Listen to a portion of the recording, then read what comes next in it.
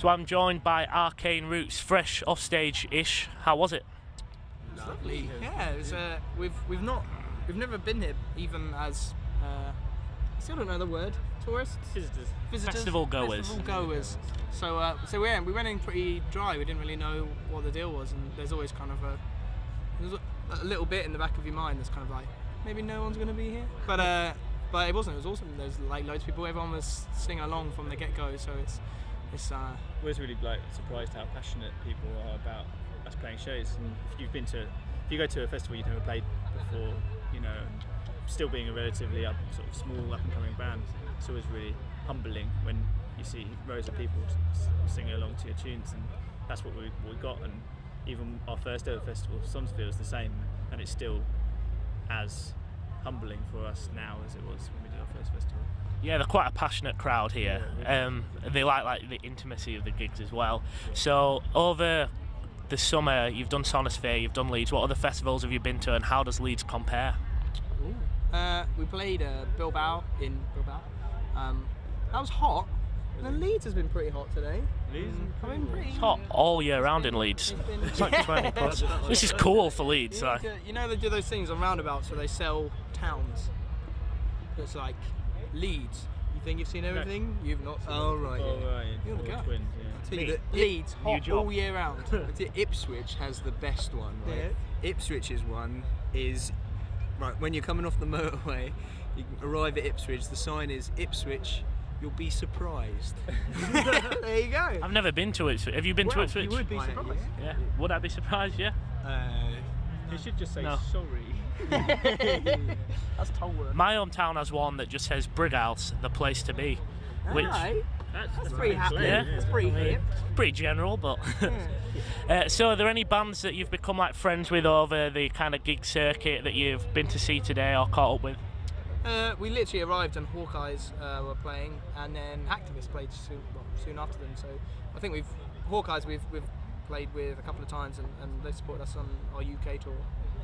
And we've played pretty much every festival. They've been on the same lineup as us, I think, pretty much every day. There's a group of like 5-6 bands that we seem to play with. Either one before, one after every festival we do. Yeah. Like this summer, we've pretty much toured with Marmoset's Activist. Do you become like best mates? Yeah, well, it's just so much sort of passing. Yeah. Best mates is a bit strong, I guess. But yeah, we're pretty matey band. Yeah, we're pretty friendly band. I feel pretty empty that Mallory Knox. Yeah, I like those. We did a photo shoot with them, and again, it's one of those things that, like, let's say you got the bus to work every morning, and there's someone on the bus. You've seen them so many times because you just go every morning. Yeah. You'd be rude almost not to go, all right? You know what I mean? Like, and so now, and we're pretty matey anyway, and like we really love those bands, so we're not afraid to tell them that, and and it's really nice. It's kind of the same thing with the crowd. It's quite like a homely feeling. We got straight off the bus and Hawkeyes were playing, and we literally like ran to the side of the stage and gave a little thumbs up, and they gave us a little thumbs up. Do you know what I mean? Like, and it's just nice. It's just like everyone's really great. And we toured with Twin a couple of years ago as well, and they're in Atlanta. They're playing tomorrow, so we're going to catch them. And we hung out with Biffy a fair few times as well over the summer. They played in Bilbao. Yeah. We got to hang out with them, so hopefully we'll catch them later. Yeah, you're staying to watch Biffy. Oh yes. Yeah. It was an amazing show. Yeah. So when you obviously you do the circuit, it almost becomes routine for you. But do you still get nervous? Like you said, it's a new festival for you to come to when you get up on stage. Yeah, it's a different kind of nervous. It's kind of like if you went somewhere and then built a high-rise platform and then went to jump on it. You kind of be like, I know I've built this and it's fine. Everything's fine. I know I'm gonna reach that height, but you're still kind of like, is everything just going to fall over at any second and I'm going to fall on my arse? Yeah. Do you know what I mean? Like, there's just, it's more like, I hope nothing breaks. Yeah. I hope, like, or like one of those games where you have to start from the beginning every single time. You kind of like, you really get into the groove and then something happens and you're like, oh, and it takes you back again and it takes you a while. Has anything ever happened yet?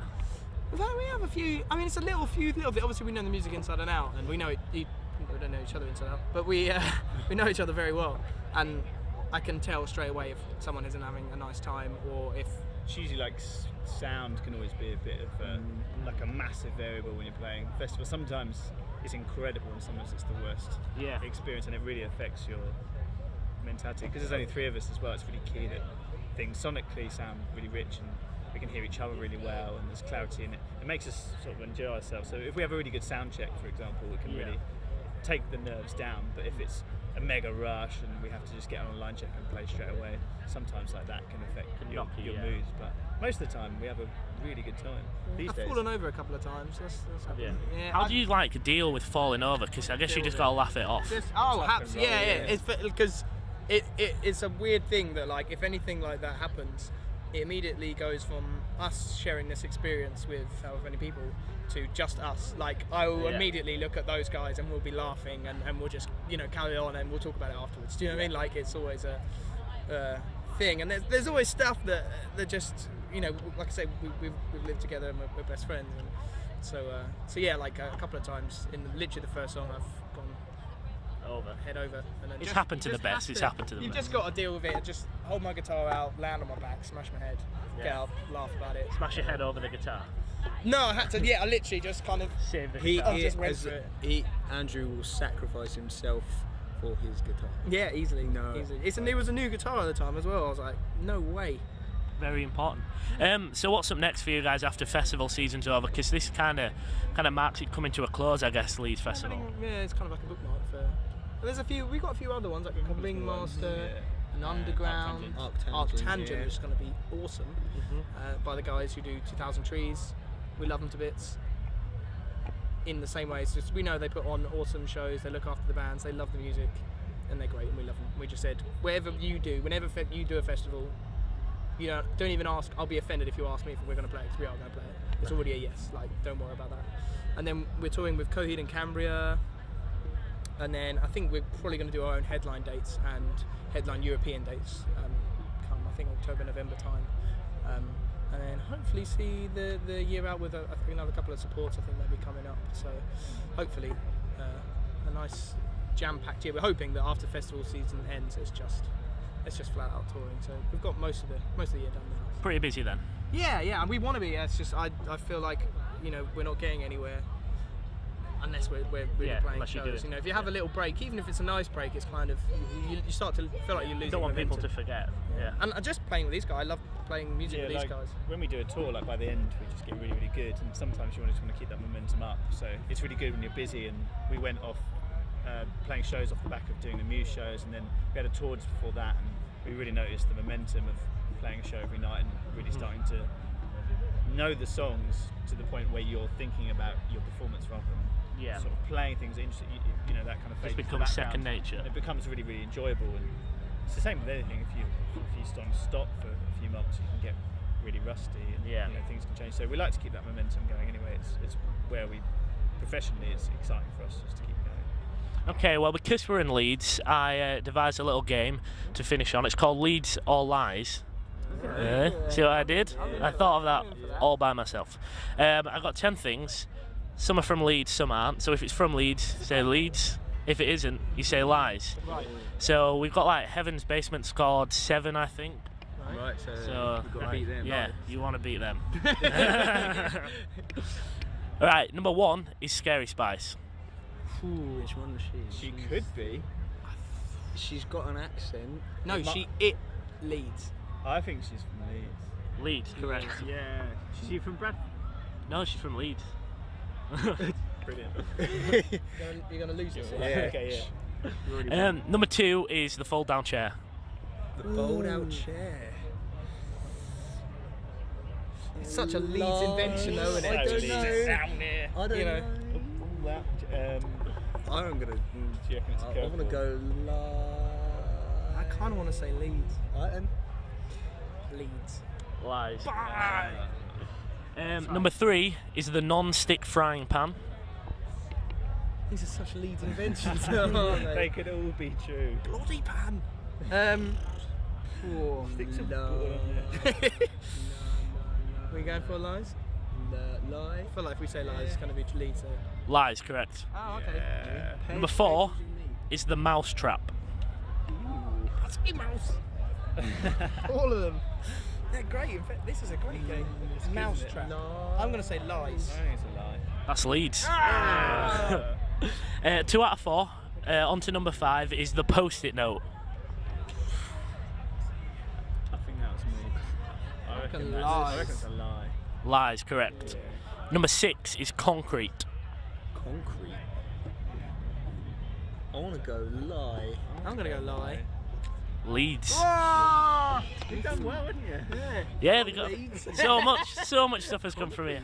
Pretty much everything. Number 7 is the electric toaster. Lies. Leeds. Don't waste time here. Why are you? Number 8 is Guinness. Lies. Lies, correct. It's a trick question. No one's actually fallen for it yet. Number 9 is automated traffic lights. I know the guy who. He personally knows the guy. No, it's lies. Lies. Yeah. That's Leeds. I know the guy who invented the system. The first automated traffic lights were in Leeds. Amazing. And finally, number 10 is bassline music. Leeds? I reckon that's Oh. I don't know. It seems like Joe and your man. I reckon they'd be no, I reckon it's a lie. I don't know. Leeds. That's lies. It's Sheffield, so it's a bit of a trick question. Okay, yeah, definitely that. You got 4 out of 10, which unfortunately is the worst all day. But it does, Yeah. but it does mean we're in the right job. Yes. We try and invent stuff. Right, so thank you for speaking with us. Pleasure. Cheers. Thank you so much. Thank you. Thanks, man. Thanks very much.